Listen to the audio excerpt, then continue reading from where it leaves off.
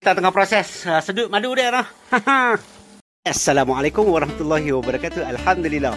Ni nama bunga ni, nama dia bunga Buds Ledger ataupun dikenali juga dengan nama bunga Butterfly Bush. Bunga ni bukan saja wangi, nampak tak? Bukan saja wangi, dia antara jadi makanan utama bagi kelulut sebab kandungan nektar yang tinggi. Bunga Buds Ledger ataupun bunga Butterfly Bush ni, dia ada pelbagai warna yang kita ada ni, antaranya adalah warna putih. Daun dia seakan-akan daun bunga lantana ataupun bunga hati ayam tu lah. Ni dia ni. Dia kasak-kasak sikit daun dia, nampak? Tu dia.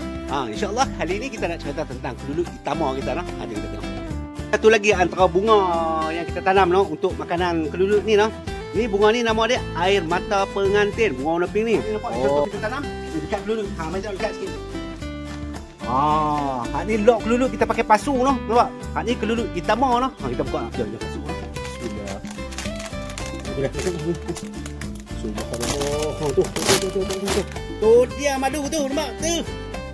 Nampak madu dekat sikit. Aduh, tu nampak dia. Garang ya Allah, tak sadar pak. Dah penuh baju. Bismillahirrahmanirrahim.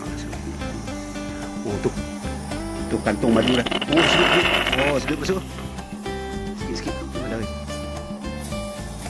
Tu madu nampak. Subhanallah.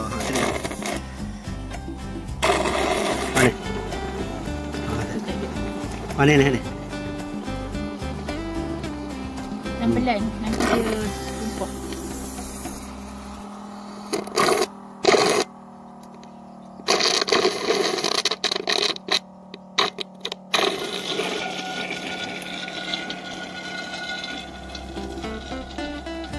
Sedap, dia rasa macam chewing gum strawberry kat ni. Nampak tak? Dia punya lilin ni, ambil ni.